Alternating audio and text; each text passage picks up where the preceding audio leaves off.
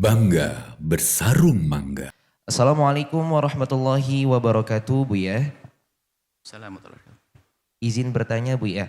Ada seseorang yang mengalami gangguan penglihatan hingga hampir tidak bisa melihat dan menurut dokter kondisinya tidak bisa disembuhkan lagi. Ia tetap terus berdoa memohon kesembuhan kepada Allah Subhanahu wa taala.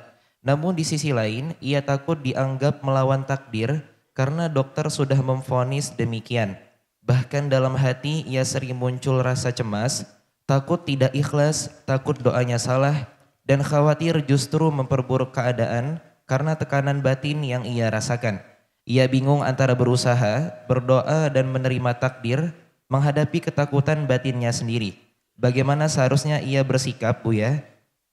Apakah ia melanggar takdir jika tetap memohon kesembuhan kepada Allah Subhanahu wa taala? Mohon penjelasannya, Bu ya. Terima kasih. Wassalamualaikum warahmatullahi wabarakatuh. Assalamualaikum warahmatullahi wabarakatuh. Antara usaha seorang dokter dan kejujuran seorang dokter. Kemudian antara usaha pasien dan ketabahan seorang pasien. Kalau seorang dokter mengatakan bahwa sebuah penyakit tidak ada obatnya, itu kejujuran. Menurut dia, itu kan batas ilmunya. Jangan juga diolok seorang dokter, wah mendahului. Oh bukan mendahului, sesuai dengan hitungan medis, itu memang begitu. Justru yang bahaya sudah ngerti bahwa obatnya bukan itu, sok. Ini biasanya adalah dokter-dokter palsu, semuanya bisa ngobati, hanya pengen dapat duit. Ini tambah bohong dia.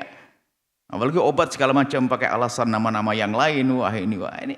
Nah kalau sudah tahu ini menurut medis, ukuran ilmu saya, ini memang saya sudah tidak punya obat untuk ilmu ini. Tapi Allah Maha Kuasa. Tapi ini kejujuran sok tahu hari ini hati-hati. Kadang semua orang segala penyakit disembuhkan, ya salam. Sehingga termasuk herbal sendiri harus waspada Anda. Herbal sah, akan tapi jangan sampai masuk berbohong, nggak pakai diagnosa, hanya ngira-ngira. Dan sementara orang belajar ilmu kedokteran itu bertahun-tahun, belajar ilmu herbal 2 minggu. Jujur, kalau memang dokter jujur, selagi memang aduh saya tidak mampu, itu menurut ukuran kemampuan dia, jadi tidak bisa diobati sesuai dengan kemampuan saya. Sangat baik itu dokter jujur. Jangan dikatakan dokter mendahului. Bahkan kalau seandainya dokter mengatakan prediksi ilmunya 6 bulan meninggal, ternyata kok panjang umur. Lah ini kan prediksi dia, kan bisa sesuai dengan ilmunya, malah jujur dia. Biarpun tidak boleh ngomong-ngomong, ketakutan nanti orangnya. Jadi dokter ini perlu disanjung dengan kejujurannya. Jangan berbohong. Bohong itu bisa bermacam-macam. Bohong 2. Nah, bohong sudah dia nggak ngerti, nggak bisa ngobati, tapi dia pura-pura biar jadi pasien tetapnya. Nah kan dapat duit terus lah. Nah. Sehingga mungkin kalau sebuah rumah sakit curang, sudahlah, biar di sinilah, nanti kan bayar juga di rumah sakit, dapat duit. Nggak berani dia jujur, sebetulnya kami sudah nggak mampu dalam hal ini. Harus ngomong begitu. Kemudian baru ada kesepakatan. Biarpun tidak mampu dokter atau rumah sakit, tapi saya lebih tidak bisa merawat di rumah. Saya pengen dirawat di sini saja. Untuk bertahan hidup saja. Sah. Tapi dokter nggak boleh berbohong. Ini kami perlu. Jadi kalau ada seorang dokter mengatakan, memvonis misalnya, ini sesuai dengan ilmunya. Kalau dia mengada-ngada berbohong dong. Atau sebaliknya malah nggak bisa ngaku semuanya diobati. Wah ini, saya bisa ngobati semuanya. Islam. Hanya biar jadi pasien tetapnya saja. Jadi dusta nggak boleh dalam hal ini. Hati-hati. Dunia berobat ini memang luar biasa. Sebab orang pengennya sembuh. Kalau sudah pengennya sembuh itu kalap, karena orang ngerasakan sakit bagaimana? Dia sudah pokoknya berita orang katanya pengobatan di sana, pergi ke sana, pergi ke sana, pergi ke sana, wah sudah kalap. Nah ini kalau sudah yang ngobati tidak pakai kejujuran kan bisa dijadikan ini sapi perah untuk bisa dihabisi. Tapi dokter perlu jujur mengatakan, mohon maaf, untuk penyakit Anda saya punya sebatas ini. Cuma barangkali ada tambahannya. Ada beberapa kemungkinan ini hanya untuk bertahan dan oke lah, silakan. Saya akan layani, tapi saya jujur. Hebat kalau dokter ngomong begitu. Sesuai dengan ilmu saya tidak bisa. Baik, antar kejujuran seorang dokter dan usaha. Ini perlu dibangun. Jangan sok tahu, semuanya diobati. Apalagi obat-obat yang nggak pakai ukuran. Tibbun nabawi itu adalah Masya Allah, ada minum madu dan sebagainya, tibbun nabawi. Tapi kalau sudah ilmu medis mengatakan jangan, tunda dulu dong. Karena orang belajar kedokteran itu juga menjalankan perintah Allah, belajar. Dan kita bertanya ke dokter juga, fasalu ala dzikri, tentang dunia permedisan, ya tanya medis. Dia tuh pakai ukuran belajarnya bukan sehari, bukan kursus ya, bukan kursus 6 bulan, langsung dia pakai pelang, bukan.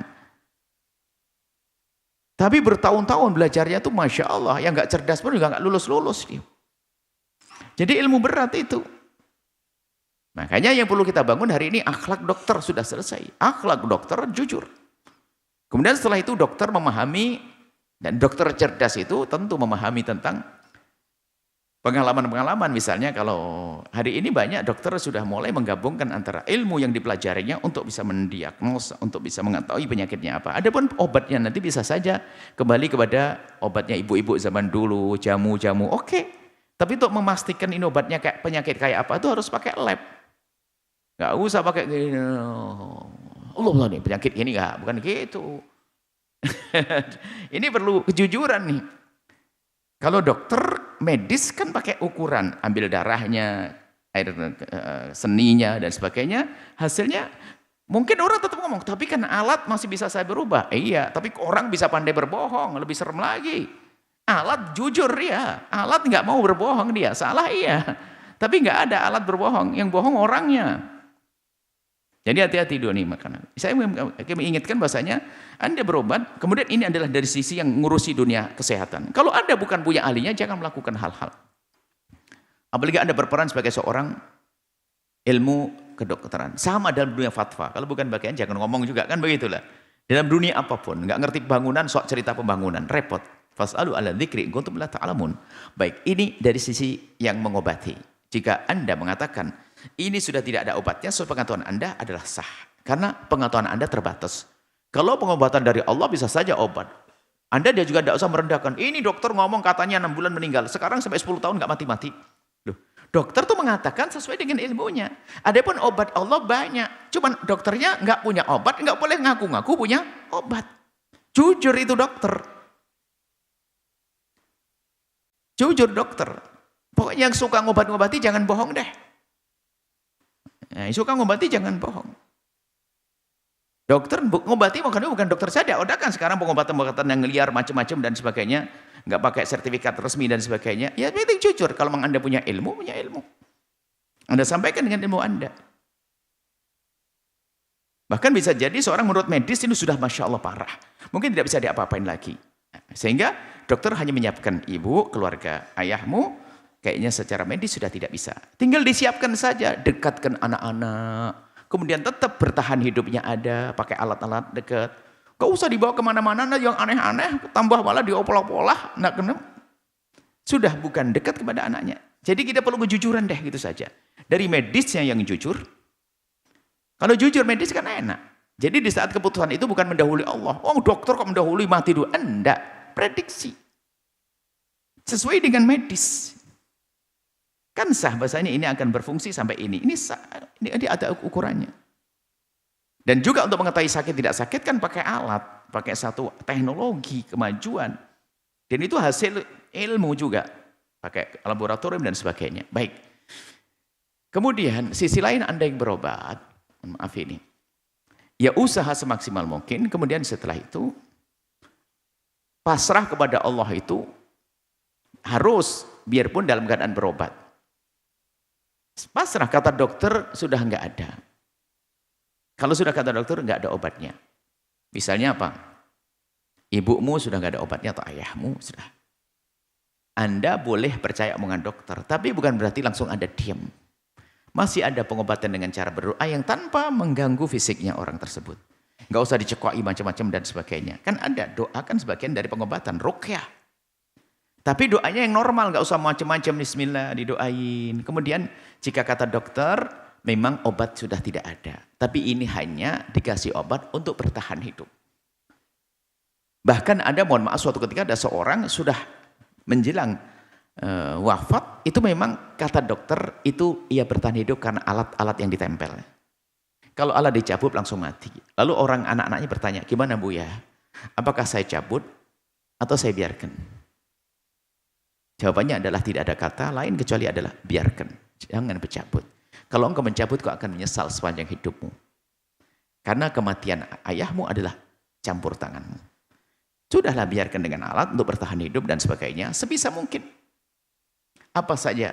Dan itu akan kesempatan 1 menit untuk mengabdi kepada ayah yang masih hidup, ibu yang masih hidup adalah keutamaan.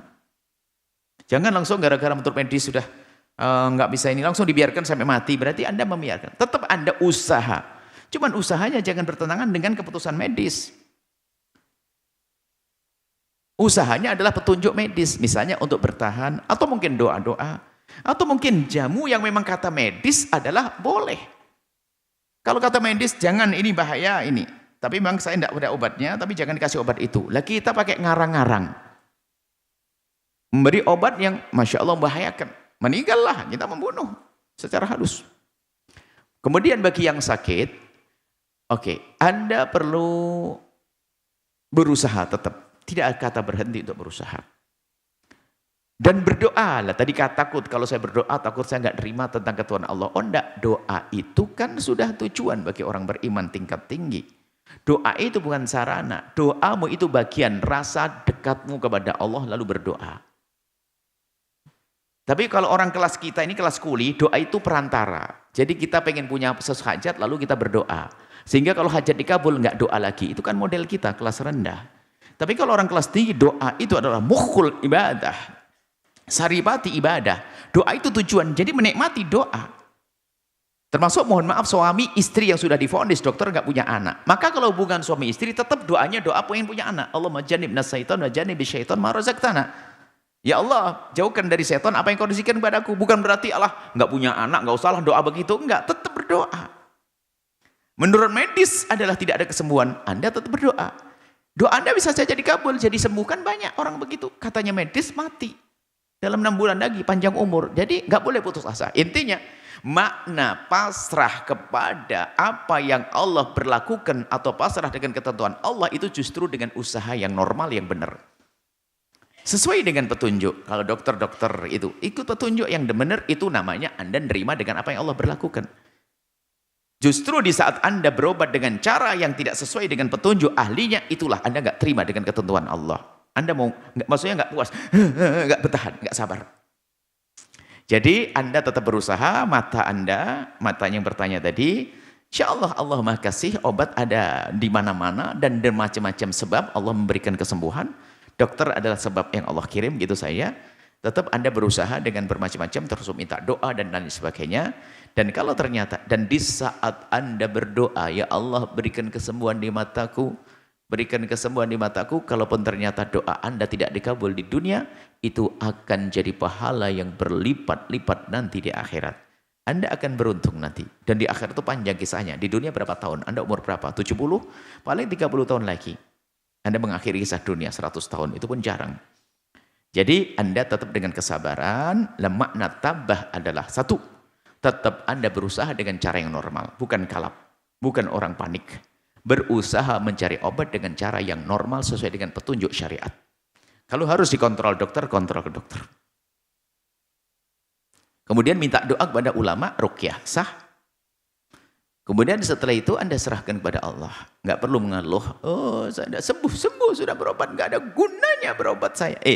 Usahamu dengan mengeluarkan uang itu akan jadi pahala.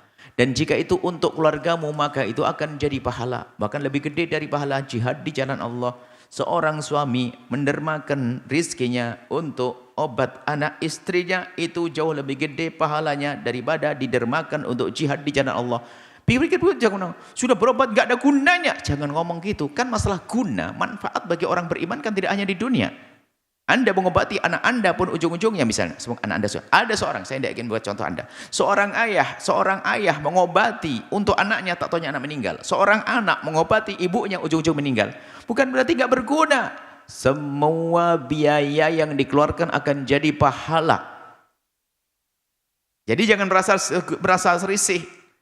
Sehingga para anak itu berlomba-lomba. Jangan mengatakan, ayah sudah divonis gak bisa diobati. Bukan berarti Anda diam. Anda berusaha pokoknya dengan cara yang lain sesuai dengan petunjuk medis.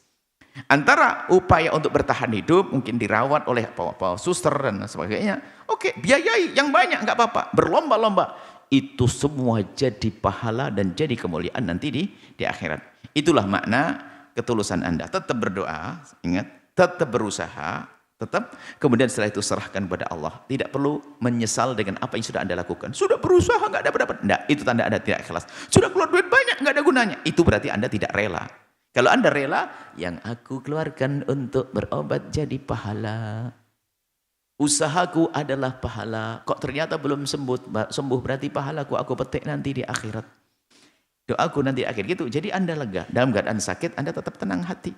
Yang menjadi masalah adalah sudah diberi Allah sakit yang sesungguhnya. Dia sangat dekat kepada Allah, ternyata dia menjauh kepada Allah. Marah-marah dengan sakit. Innallaha idza habba 'abdan ibtalah. Allah kalau mencintai seorang hamba akan diuji. Maka sadarilah yang sakit, Allah dekat kepadamu. Banyaklah doa. Memang minta sembuh, akan tapi di saat belum sembuh jangan marah kepada Allah. Wallahu a'lam bishawab. Sarung Mangga, sarung kebanggaan kita. Bangga bersarung mangga. Sahabat Al-Bahjah TV, setelah menyaksikan video ini, jangan lupa bersolawat kepada baginda Nabi Muhammad. Shollu ala Nabi Muhammad. Allahumma sholli alaihi wa ala alihi wa sahbihi.